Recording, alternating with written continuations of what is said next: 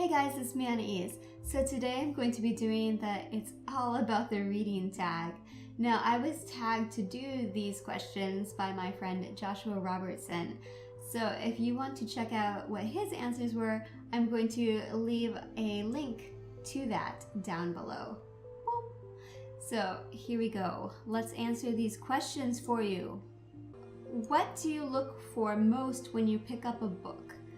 Beautiful writing style, a character-driven story, a plot-driven story. Well, I guess that I'd like to have everything. Why can't you have everything? But I think a character-driven story is something that I like more than a plot-driven story, because even if the plot is really cool, if I don't feel for the characters, it won't stay with me. Like, I'll finish the story probably, because that's what I do. I'm a finisher, but I won't think about it afterwards. I just won't. I do enjoy a beautiful writing style. Like Baudelaire, I think that his style is gorgeous. Francesca Leo Bloch, she has a really pretty style. Let's see, Leonard Cohen, I like his style a lot as well.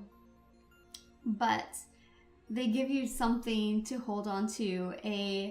Even if it is in the poetry, for example, of Leonard Cohen, there is somebody to root for and to feel for. So I guess character driven. All right, next question. That was exciting. What are your pet peeves in books? So one of my pet peeves was actually answered by Joshua in his video.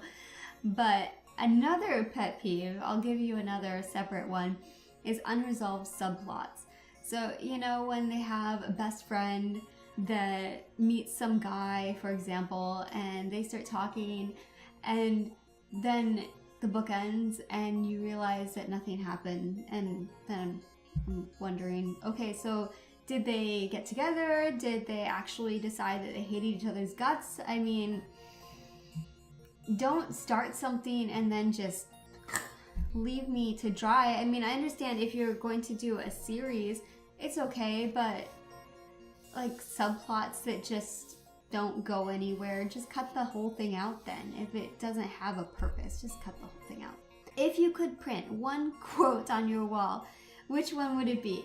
So I had a bit of a rough time with this one because, for one thing, I like a lot of books, a lot of music. I have a large heart for art.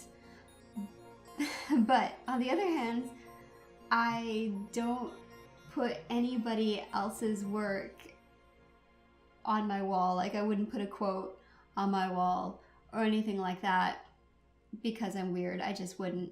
So the same thing with tattoos. Like, a lot of people will get a tattoo of a very meaningful quotation. The only tattoo that I would get that would be a quote would be something that I wrote, because I just know that I can't divorce from myself, right? But I can decide later on that the author is not for me. So anyway, I decided on Carl Sagan because he was very influential to me.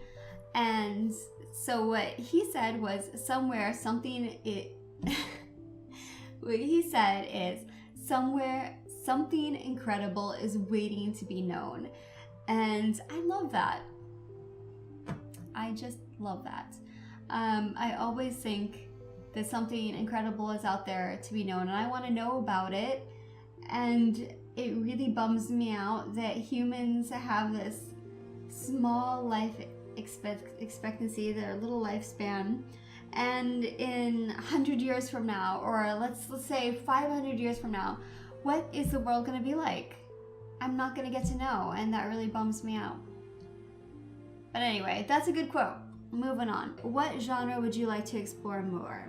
I'm going to say mystery.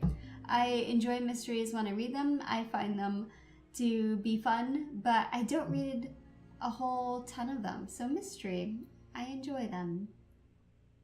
Was there ever a book adaptation you liked better than the book? Is the question. No. If one of your favorite books would be adapted or get a new adaptation, which book would it be and which role would you like to play? So what I would love is the Sandman comics to be made, and I would love to play Death. I think that I would be a great Death. I mean, I have a smile on my face. I have dyed my hair black many times, and I think that we're both pretty pragmatic as far as things go. Okay, what is a hyped book that you wouldn't recommend at all? I'm gonna pick a whole genre of books that I wouldn't recommend at all, and that is self-help books. I just wouldn't recommend it. Whenever somebody is telling you this is what you need to do and then you're going to be happy again, I run in the other direction, because I generally believe that nobody knows what is gonna make you happy. You gotta figure it out for yourself. Sorry. Number 8, a book that highly influenced your life and your way of thinking. I would say that for me, I'm going to go ahead and pick Carl Sagan, because when I first read him, I had not had a lot of science in my life prior to that, and it absolutely blew my mind. I thought that he was so hopeful and there's so much awe and wonder, and then I would go outside and then I would look at the sky and I would be full of awe and wonder, because it's pretty amazing that this whole place exists. So as Carl Sagan was kind of the gateway drug to science for me. I read him and then I just went crazy, and he made me read all kinds of other science books and get really excited by science. So Carl Sagan, pretty much, I can't pick one book. I don't know. That's really difficult. Let's see.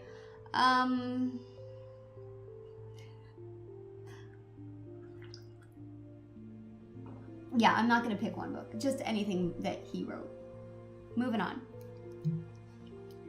Are you a fan of rereading books? Do you do it often?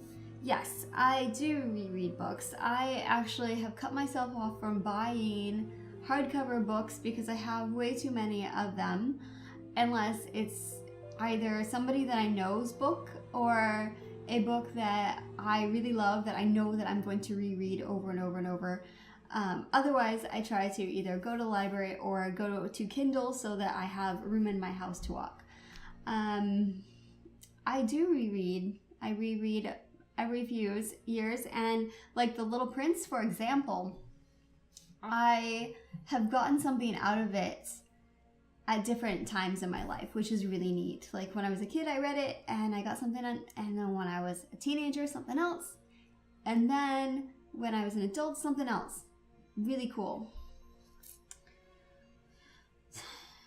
Which book title could easily be the title of your life? Yes, because I'm a book. I am going to pick Stranger Music by Leonard Cohen. Which book should be required reading for everyone? I am going to pick The Little Prince. I love that book. I think that it is universal with its messages. I think that pretty much everybody could identify with the themes. So there you have it. I'm gonna drink this tea. I hope that you have tea too. And I'll talk to you next time. Goodbye.